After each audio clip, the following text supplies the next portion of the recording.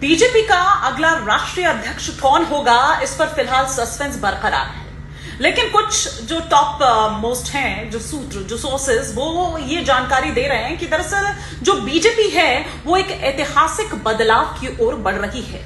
और वो ऐतिहासिक बदलाव क्या हो सकता है? वो ऐतिहासिक बदलाव ये कि पहली बार ऐसा होगा कि बीजेपी को कोई महिला राष्ट्रीय अध्यक्ष जो है वो मिल सकती है। और इसे लेकर जो कई पार्टी के शीर्ष नेतृत्व हैं उन पर बातचीत भी उनके बीच चल रही थी। न केवल इतना बल्कि जो कई प्रमुख महिला नेता हैं उनके नामों की चर्चा भी हो रही है। एक विचार जो है वो इस पर किया जा रहा है, सहमति जाहिर तौर पर इस पर बनाई जा रही है। ये फैसला जो है वो संगठनात्मक जो संतुलन है, साथ ही साथ महिला सशक्तिकरण और जो आगामी चुनावी रणनीति है उनके लिहाज से बेहद अहम माना जा रहा है। तो अब कौन हो सकता है?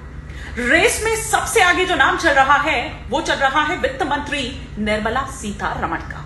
जी हां, निर्मला सीतारमण का नाम चल रहा है। और अभी हाल ही में उन्होंने बीजेपी के जो राष्ट्रीय अध्यक्ष हैं जेपी नड्डा, उनसे मुलाकात की, महासचिव जो बीएल संतोष हैं उनसे मुलाकात की। तो उसके बाद जो चर्चा है वो जोरों पर हो गई कि क्या वो जो नाम है या क्या ये जो मोहर है वो निर्मला सीतारमण के नाम पर लग सकती है। क्योंकि देखिए, उनकी नियुक्ति से कई जो रणनीतिक लक्ष्य हैं उसको हासिल करने में मदद मिल सकती है। कैसे? अगर निर्मला सीतारमण की नियुक्ति होती है तो इससे बीजेपी जो है वो दक्षिण भारत में जो अपनी पकड़ है वो मजबूत कर सकती है। और इतना ही नहीं बल्कि मोदी सरकार का जो महिला सशक्तिकरण का संकल्प है इससे भी उसको बढ़ावा मिलेगा। निर्मला सीतारमण के अलावा और कौन कौन से नाम हैं जो चर्चा में चल रहे हैं, फटाफट से हम इसका भी जिक्र कर लेते हैं। एक नाम जो आ रहा है वो है आंध्रा से जो सांसद है डी पुरंदेश्वरी। आंध्रा की राजनीति की अगर मैं बात करूं तो उसमें उनका बेहद अहम स्थान है। राज्य में बीजेपी अध्यक्ष का जो जिम्मा है वो उन्होंने संभाला। पुरंदेश्वरी की जो कंपेयर किया जाता है, कई बार होता है ना कि ये देखिए इस राजनेता में उनकी छवि दिखती है, उन राजनेता की छवि दिखती है, या ये उस तरह से, तो वैसा ही कंपैरिजन सुषमा स्वराज को लेकर उनका किया जाता है कि ये माना जाता है कि सुषमा स्वराज जैसी प्रभावशाली वक्ता जो हैं वो हैं, बहुभाषी वो हैं। अभी उन्हें अलग अलग देशों में जो बहुदलीय जो डेलीगेशन गए थे उसमें भी पुरंदेश्वरी का नाम था, उसमें भी पुरंदेश्वरी गई थी। उन्होंने पाकिस्तान को बेनकाब करने का दरअसल काम किया। और जहां तक दक्षिण भारत की बात करें तो वहां पर पार्टी जो है वो पूरी जोर भी लगा रही है, तो पार्टी का एक बड़ा चेहरा वो बन सकती है। तो एक हुई निर्मला सीतारमण, दूसरी हुई डी पुरंदेश्वरी। एक और नाम जो चर्चा में काफी है वो है वंथी श्रीनिवासन का। ये एक जानी मानी वकील रही हैं और जानी मानी वकील से ये अब राजनेता बनी है।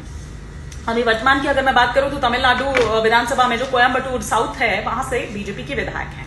1993 में इनकी जो राजनीति में एंट्री हुई, राजनीति में आने की शुरुआत हुई, बीजेपी से ये जुड़ी और तब से लेकर अब तक पार्टी संगठन में ये आगे बढ़ती चली।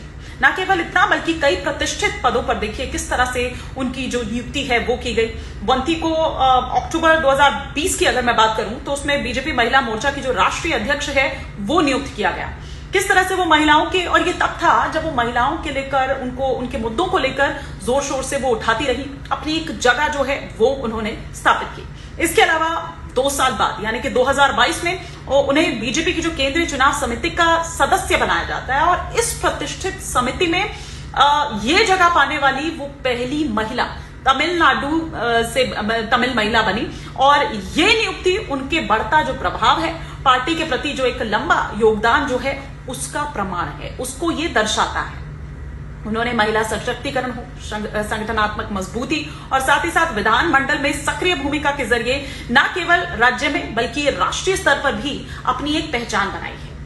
अब सवाल ये भी हो रहा है कि महिलाओं की जो यहां पर इतनी चर्चा हो रही है, क्योंकि ये कहा जाता है ना कि जब तक उसमें फाइनल मोहर आरएसएस की नहीं लग जाती है तब तक नहीं हो सकता। मतलब जो भी वो होगा वो आरएसएस की मोहर लगना उस पर जरूरी है। तो क्या आरएसएस इसके लिए तैयार है? क्योंकि आरएसएस पर हमेशा ही सिर्फ पुरुष संगठन होने का आरोप लगता रहा है।